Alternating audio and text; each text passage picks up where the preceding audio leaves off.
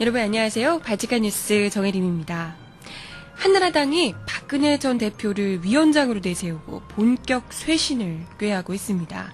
어제는 11명의 파격적인 비대위원들을 선정해서 발표를 했는데요. 벌써부터 주요 언론들은 이를 두고 감동 어린 찬사를 쏟아내고 있습니다. 진짜 뭔가 쇄신을 할 것 같다, 이런 반응인데요. 하지만 여러분 아시다시피 중요한 건요, 그럴듯한 외양이 아니라 정말 실질적인 변화가 가능한가가 아닐까 싶습니다. 오늘 발칙한 뉴스와 함께 한나라당 비대위원들이 얼마나 제대로 쇄신을 할 수 있을지 꼼꼼하게 짚어보도록 할게요. 음악 듣고 와서 오늘 이야기 함께 보겠습니다.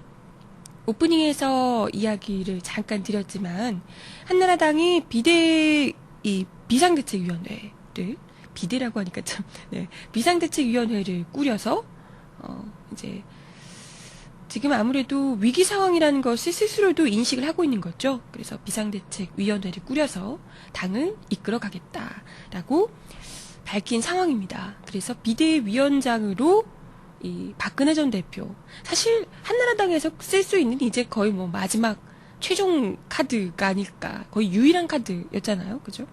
박근혜 전 대표를 앞으로 내세워서 비상대책위원회를 꾸리게 됐는데요. 그래도 참 우리가 박근혜 전 대표 뭐 수척공주님 이렇게 얘기는 했지만 어쨌건 파워가 있는 인물임은 분명하다, 이런 생각은 듭니다. 일단 비대위원장으로 앉고 나서 그리고 이제 비대위원까지 11명을 어제 발표를 했는데요. 상당히 많은 언론에서 집중을 하고 비중 있게 다루고 이렇게 하더라고요. 그러니까 어찌됐건 그 인물의 내면이 어떻게 되던 간에 어찌됐건 이 한국 정치에서 굉장히 영향력이 큰 인물임은 분명하더라. 그죠? 이런 생각이 듭니다. 그래서 뭐 글쎄요, 얼마나 제대로 비대위원 그 회가 비상대책위원회가 잘 굴러가게 될지, 진짜 실질적인 한나라당의 변화를 가져오게 될지는 짚어봐야겠습니다만은, 어찌됐건 언론들에서는 지금 벌써부터 난리더라고요. 비대위원회에 비대위원들을 11명을 이제 선정을 해서 발표를 했는데 매우 이 파격적이고 세대를 아우르는, 충분히 쇄신이 가능할 것 같은 그런 아주 뭐 세대를 아우르고 좌를 넘나드는 그런 비대위원들이다라고 아주 뭐 언론들에서 기대를 많이 하고 있더라고요.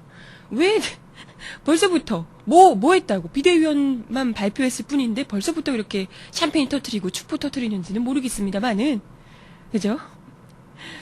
그저 그냥 비대위원 좀 발표했을 뿐인데 벌써부터 이렇게 좋아서 난리더라고요. 그래서 이 비대위원들이 대충 어떤 인물들인지 이야기를 잠깐 드려볼게요. 일단 11분인데요. 20대부터 70대까지 다양한 세대를 아우르고 있는 것은 맞습니다. 26인 분이 있더라고요, 비대위원회. 그리고 이제 이분이 26짜리 그 친구가 이종석인가요? 네, 이준석인가요? 그랬던 걸로, 이준석이군요. 클라세 스튜디오 대표인데요. 이게 이제 벤처기업 사장이죠. 벤처기업 사장인데 그냥 어리다고 얕볼 인물은 아니에요. 왜냐하면 과학고 출신의 카이스트를 입학을 해서요, 하버드를 졸업을 한 이런 인물입니다. 엘리트 중에 거의 최극, 그죠? 최고 수준의 이 엘리트라고 볼 수가 있는데요. 거기다 이제 벤처까지 하시는데, 이분이 이 친구가 이제 아침에 트위터로 이런 걸 날렸나 봐요. 졸린데 기자들이 날 깨웠다, 아흑, 이런 걸 트위터로 날렸나 봐요. 아무래도 젊은 층이니까 그렇겠죠. 트위터에서 이제 좀 젊은 세대들하고 좀 소통될 수 있는 부분이 있겠죠. 그러다 보니까 요걸 가지고 언론들에서 완전 호들갑을 떠는 거예요. 한나라당이 여러분 아시겠지만 나경원 전 의원이 서울시장 후보 시절에 트위터 때문에 얼마나 곤혹을 겪었습니까? 그죠?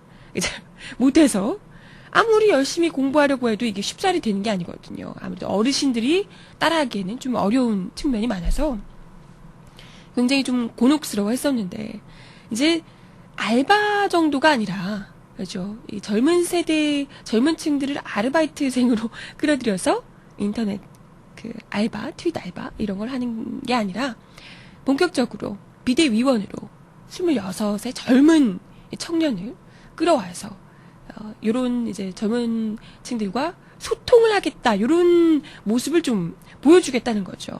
그래서 보여주기 위한 쇼맨십이죠. 이렇게 이야기를 하시는데, 알바가 아니라 정직원으로 채용했네요. 그런 건가요? 이전까지는 아르바이트였는데 이제 정직원으로 젊은 층을 고용을 한 건가요? 네, 본인도 그렇게 얘기를 하더라고요. 한나라당 비대위원으로 가게 됐다라고 하니까 주변에서 인터넷 아르바이트 하는 거냐, 댓글 알바 이런 거 하는 거냐, 이렇게 물어보더라고. 근데 그런 거 아니다. 자기 목소리를 내겠다. 이렇게 이야기를 했다고 합니다. 근데 어찌됐건 한나라당이 SNS에서 상당히 좀, 그죠, 밀린고, 또 너무 무지했기 때문에 좀 어이없게 SNS를 잡으려고, 권력으로 누르려고 했던 경향이 많기 때문에, 일단은 정부 집권 여당으로서 알 필요가 있죠. SNS가 어떤 것이고, 어떤 속성을 지니고 있고, 어떻게 지켜봐야 하는지 이런 것들을 알 필요는 있죠. 그런 의미에서 어쨌건 젊은 층이 들어갔다는 것 자체는 그죠, 나름대로 의미 있다고 볼 수가 있을 것 같습니다. 그리고 또 이분뿐만이 아니고 70대 의원 그러니까 의원이 2분 들어가는데 2분 다 친박계 쪽이 아니고 나름 쇄신파 쪽에 있는 인물 2분을 이제 비대위원으로 선정을 했다고 하더라고요. 이러면서 이제 그리고 또 누구죠? 김종인 교수인가요? 네. 이 대표적으로 4대강 사업에 반대했던 김종인 전 청와대 경제수석인데요. 이분이 예전에 이제 이분이 좌우 스펙트럼으로 따지긴 굉장히 애매한 4대강 사업을 반대하면서, 그리고 노태우 정부 시절에 제가 알기로는 청와대 경제수석을 하셨던 걸로 기억을 하는데요. 그러니까 어떤 일각에서는 이분이 좀 이렇게 진보적인 성향이다라고 얘기하시는 분도 있고, 또 일각에서는 보수다 이렇게 얘기하는 분도 있고, 아무튼 그렇습니다. 그래서 어쨌건 4대강 사업을 반대하는 목소리를 내셨던 이런 분이라서 이거에 대해서 이 김종인 청와대 경제수석에 대해서 상당히 의미 있게 기사를 다루고 있는 곳도 있다고 하더라고요. 근데 이제 중요한 건 그겁니다. 여기서 이제 그래요. 이게 박근혜 전 대표하고 깊이 있는 연관이 있다. 이런 사람이 이제 많지 않은 것도 있고요. 어떻게 보면 스펙트럼이 좀 넓어진 것 같다라는 생각을 할 수도 있습니다. 근데 중요한 건요, 이번 인사들 역시 11명의 비대위원 중에 3명이 정치인 2세들입니다. 그리고 대다수가 서울대 출신, 하버드대 출신, 이런 엘리트 중에서도 거의 초엘리트들이라는 거죠. 이런 게 말은 이제 뭔가 변혁, 쇄신 이런 걸 한다고 했지만, 사실상 국민들 입장에서 봤을 때는 엘리트들의 정치인 거잖아요. 기존에 유지해왔던 그대로라는 겁니다. 스펙트럼이 나이대가 20대를 넘으면 뭐합니까? 20대도 똑같이 하버드대. 그죠? 하버드대를 나왔다고 해서 사고가 보수적이거나 이렇다는 얘기는 아니지만, 어찌됐건 기존의 이 국민들이 많이 실망했었던 한나라당의 이미지, 부자 엘리트 이 집단들, 그들의 이득만을 대변하는 그런 정당의 이미지를 크게 바꿀 수 있기는 어렵지 않을까, 이런 생각이 나오는 겁니다. 그죠? 하버드대 정도는 나와주어야 네, 그렇다고. 채팅창에서는 4대강은 초등학교만 받으면 해야 하는 거라고. 그러면 각하는 어떻게 되시는 거지? 딴 나라 당 의원들은 어떻게 되시는 거지? 네. 아무튼 쇄신이라고 이야기하는 거에 대해서 사실은 그 비대위원들 11분의 비대위원들이 결국은 기존에 있었던 자기들 스스로는 뭔가 엄청난 이 파격적인 인사 이런 것처럼 얘기를 하고 있지만 사실상 젊은 층을 끌어들였다 이런 정도. 그리고 박근혜 대표하고 아주 밀접한 관련이 있는 인물들로 채용한 것은 아니다. 이런 정도로 봐서 이전하고는 조금 달라졌다라고 느낄 수도 있겠지만 결국은 그나무래도 그 밥이 아닐까. 조금 비슷한 방향으로 가지 않을까라는 생각이 드는 겁니다. 이 기사에 어떤 분은 댓글에 그러더라고요.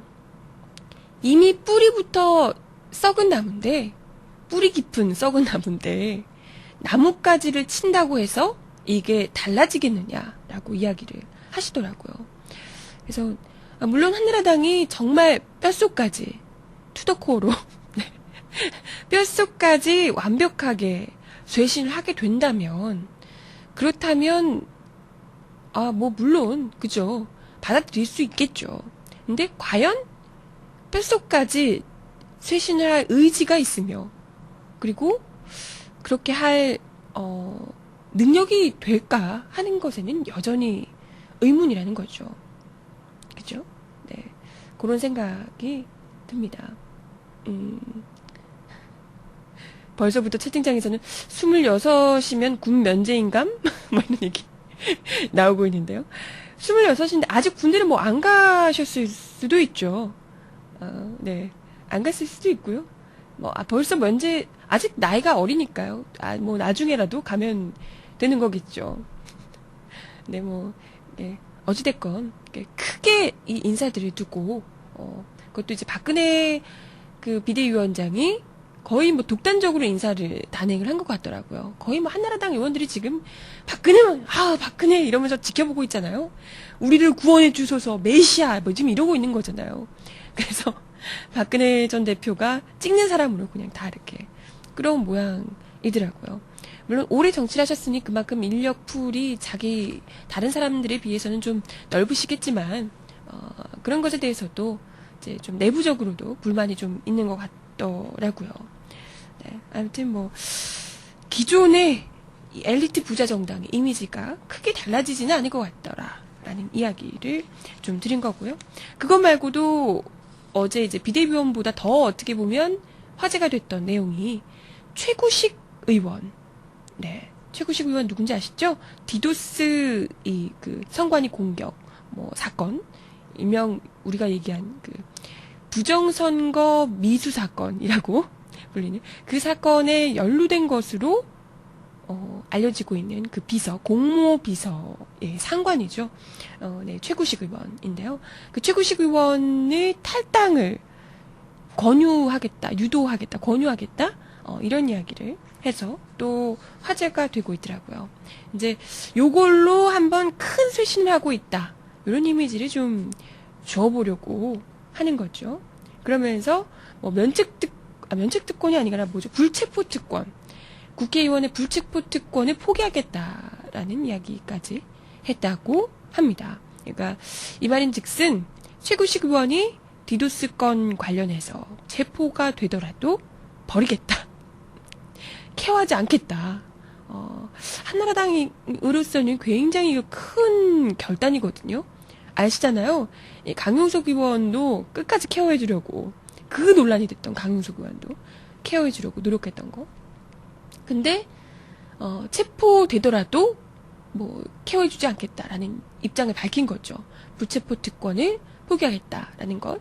그리고 최구식 의원에게는 탈당을 권유를 하겠다고 한 겁니다.